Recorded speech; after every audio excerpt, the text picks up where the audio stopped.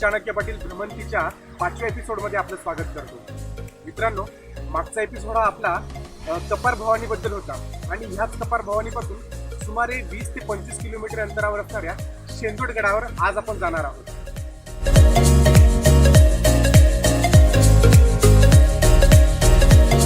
शेंदवडगड याला अहिराणी बोली भाषेत शेंदोडगड असंही म्हणतात. नाशिकपासून सुमारे 100 किलोमीटर अंतरावर असणाऱ्या सटाणा शहरापासून हे ठिकाण अवघ्या 50 ते 55 किलोमीटर अंतरावर आहे. सटाणापासून आपल्याला जायला ताराबाद ते पिंपळनेर, पिंपळनेर ते कुडाशी, कुडाशी ते वारसे आणि वारसे ते शेंदवडगड असे जावे लागते. पण आम्ही मात्र जरा वेगळ्या रस्त्याने गेलो.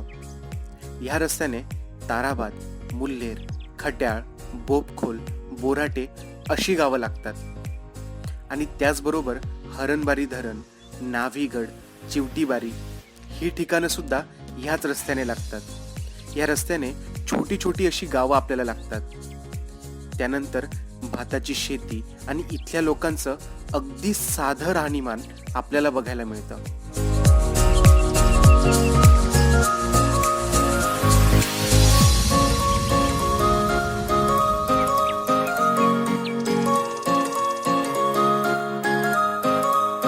रस्त्याने लागणारी चिवटीबारी. निसर्गाने मोकळ्या हाताने भरभरून दान दिलं आहे असं या ठिकाणी बघून वाटतं.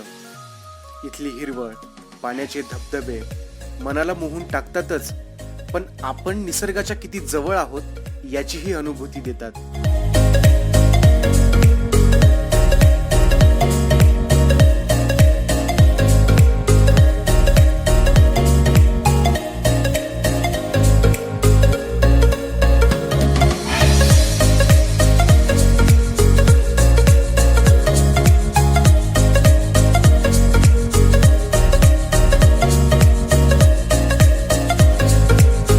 शेंदवडगडाच्या प्रवेशद्वाराजवळ आलो आहोत आणि इथे एक भवानी मातेचं मंदिर आहे.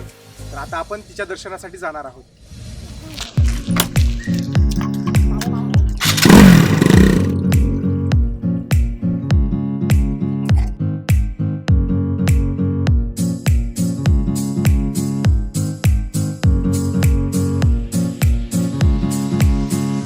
गडाच्या पायथ्याशी असणारं शेंदवड गाव. दुपारच्या वेळेस ह्या गावात अगदी शुकशुकाट आपल्याला बघायला मिळतो.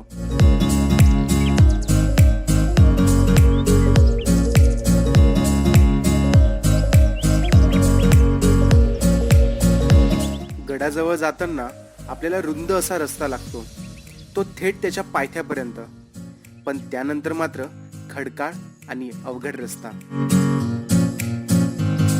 मित्रांनो, आपण गडाच्या पायथ्याशी आलो आहोत आणि ह्या गडावरचं जे जंगल आहे ते अतिशय घनदाट आहे आणि गडाच्या पायथ्याशी आपल्याला एक छोटंसं गाव आहे. तर त्या गावातले ग्रामस्थ आपल्याला भेटलेले आहेत, ज्यांचं नाव सोमनाथ आहे, आणि त्यांच्याकडून आपण ह्या गडाविषयी आणि या गडावर असणाऱ्या मंदिराविषयी आपण जाणून घेऊया.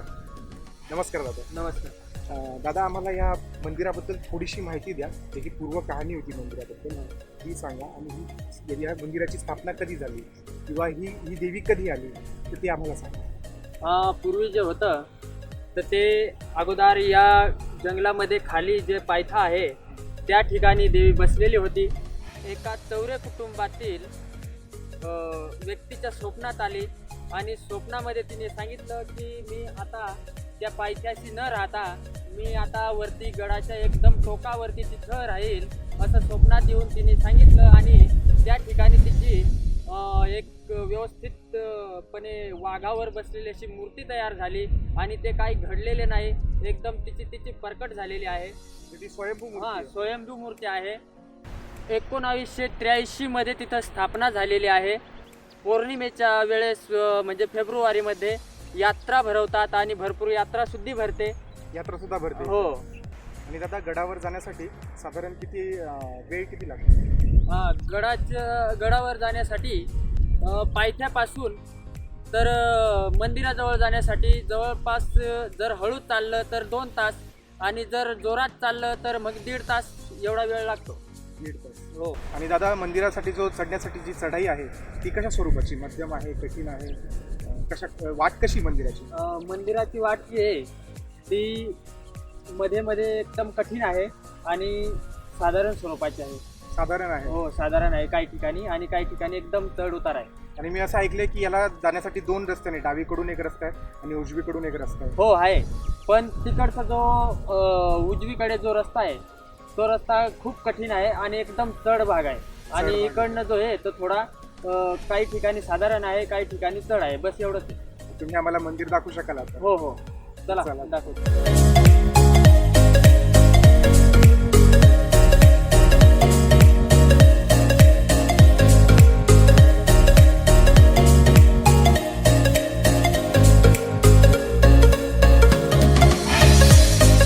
गडाची चढाई ही थोडी कठीण आणि मध्यम या दोन्ही स्वरूपाची आपल्याला बघायला मिळते. गडावर गुरं चारणारे अगदी सहजगत्या गडावर गुरं चारण्यासाठी घेऊन येतात.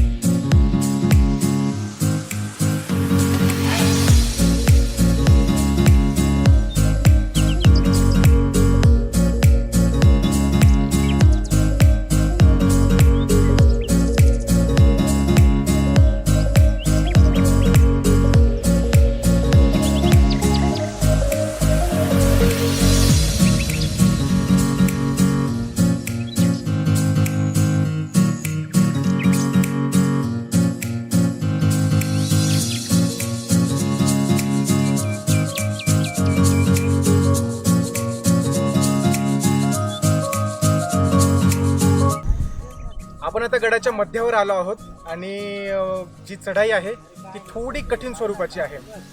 खरं तर ह्या गडावर येण्यासाठी 2 रस्ते आहेत, एक डावीकडून आणि एक उजवीकडून. उजवीकडून का डावीकडून? आता आपण डावीकडून आलो आहोत. तर आपण आता डावीकडून आलो आहोत आणि जो उजवीकडूनचा जो रस्ता आहे तो जरा पायऱ्या आहेत त्याला, पण त्याला बराचसा वेळ लागतो, म्हणून आम्ही ह्या रस्त्याने आलो.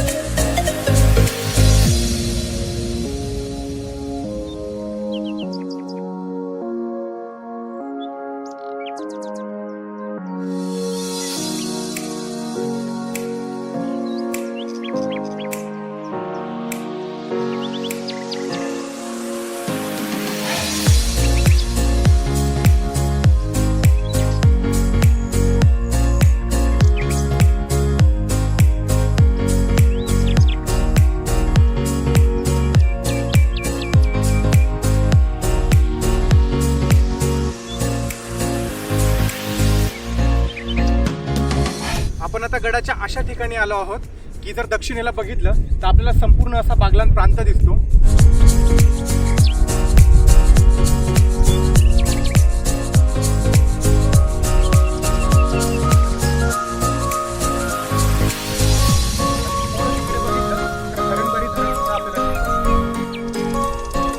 आणि गडाच्या उत्तरेला जर तुम्ही बघाल तर आपल्याला धुळे जिल्ह्यातील साक्री तालुका आपल्याला दिसतो.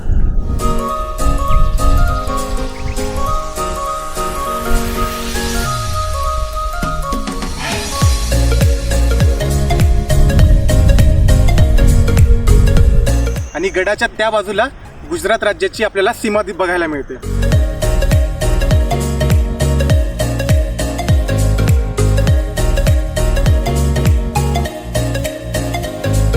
मित्रांनो, आपण गडाच्या आधी अगदी जवळ पोहोचलेलो आहोत आणि तुम्ही बघू शकता इथे पूर्ण असं धुकं पसरलेलं आहे. आपण अगदी असं ढगात आहोत असं काहीतरी मला फील होतोय. आणि ह्या धुक्यातून वाट काढत आपण आता मंदिराकडे जाणार आहोत.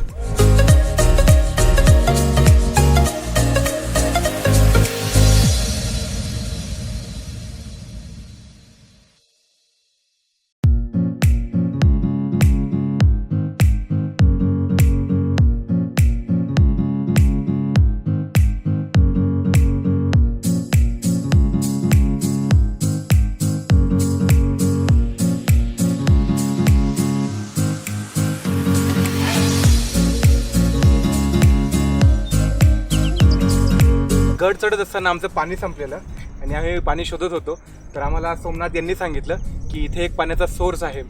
तर इथे पाणी आहे हे शुद्ध स्वरूपाचं आहे असंही म्हणतात. आणि इथले जे गावकरी आहेत हे इथलंच पाणी पितात. तर हे पाणी पिल्यावर काय असा अपाय वगैरे होत नाही असं म्हणता येते. मी तुम्हाला दाखवू शकतो.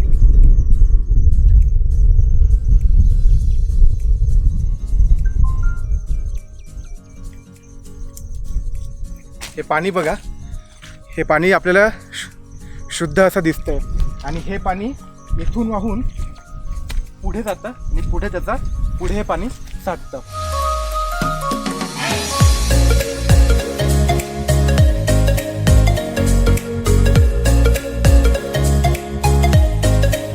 छोट्या छोट्या झुडपांमधून वाट काढत आम्ही मंदिराकडे जाण्यासाठी निघालो.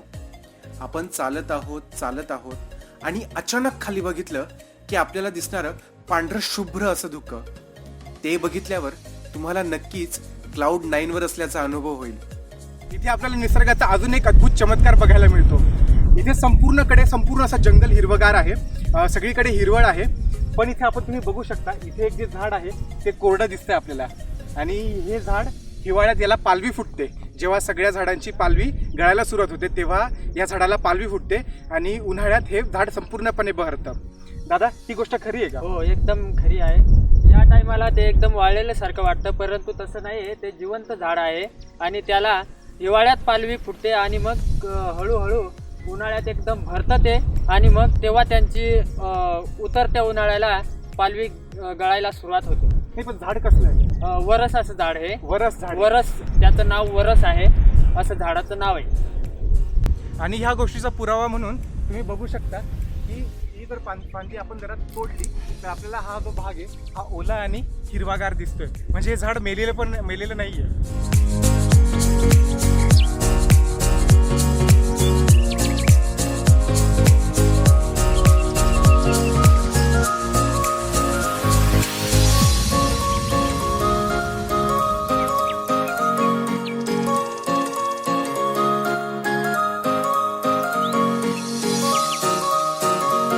मित्रांनो, खाली आपण पाण्याचा झरा बघितला आणि थोडंसं वर आल्यावर आपल्याला इथे एक निसर्गाचा चमत्कार बघायला मिळतोय. तुम्ही इथे बघू शकता, इथे ग्रे कलरची अशी माती आपल्याला दिसते, जिचा रंग जेव्हा आपण पाण्यात टाकतो तेव्हा निळ्या कलरचा होतो. ही बघा, ही अशी माती. आणि जसं आपण हे जसं खोदत जातोय तसा हिच्या अशी पूर्ण ग्रे कलरची माती दिसते. आणि ही जी वरची जी माती आहे तर ही त्या वर पडलेली माती आहे, पण आतमध्ये जी माती आहे ती संपूर्णपणे अशा कलरची आहे. आणि इथले गावकरी आहेत ते ह्या मातीचा एका विशिष्ट कामासाठी उपयोग करून घेतात. तर आपण यांच्याकडून जाणून घेऊ. दादा, आम्हाला याचा लोक काय उपयोग करून घेतात? काय नाही, इथून ही माती घेऊन घरी जातात आणि मग तिला पाण्यात टाकून आणि थोडं घट्ट असं बनवतात आणि मग त्यांनी ते भिंतीला लावलेलं आहे. काही लोकांनी इथूनच घेऊन गेले ते. याचा कलर मारतात म्हणजे? हो, कलर मारतात भिंतीला.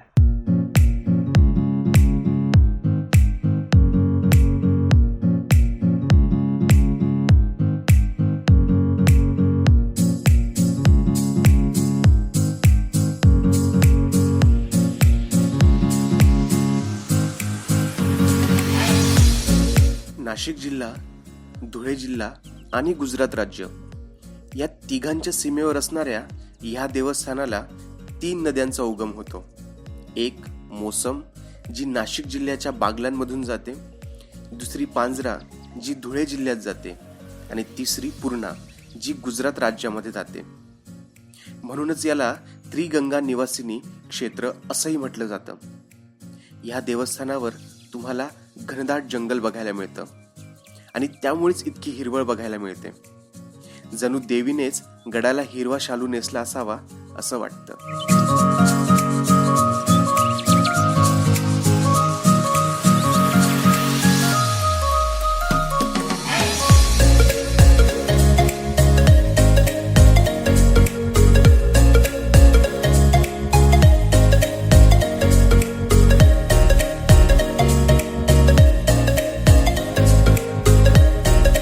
मित्रांनो, एवढा कठीण प्रवास करून इथपर्यंत आलो आहोत आणि शेवटी आपल्याला हे मंदिर दिसतंय.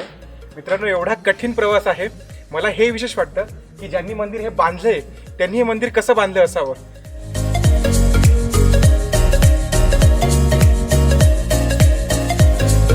पावसाळ्यात इथे कायम धुकं बघायला मिळतं, पण जर तुम्ही कधी हिवाळ्यात किंवा उन्हाळ्यात आले तर तुम्हाला मंदिर हे असं काहीसं दिसतं.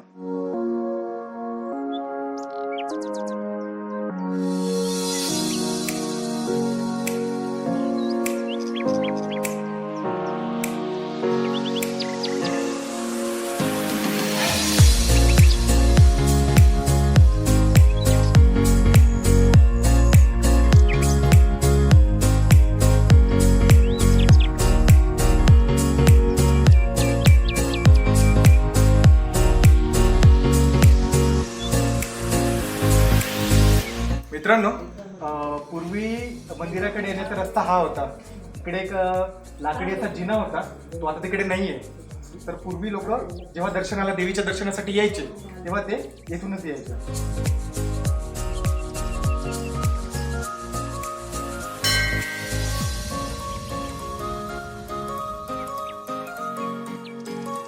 मंदिरातली मूर्ती ही स्वयंभू आहे असं इथल्या गावकऱ्यांचं म्हणणं आहे. मूर्ती ही डोंगरावरच कोरली गेली आहे आणि मंदिर हे नंतर म्हणजेच 2008 मध्ये बांधलं गेलंय. मूर्ती ही सुटसुटीत किंवा खूप अशी कोरीव नाही, त्यावरून ती खूप जुनी असावी असं लक्षात येतं. मागे वाघ असणाऱ्या शेंदवड भवानी मातेच्या बऱ्याचशा आख्यायिका आपल्याला गावकऱ्यांच्या तोंडून ऐकायला मिळतात.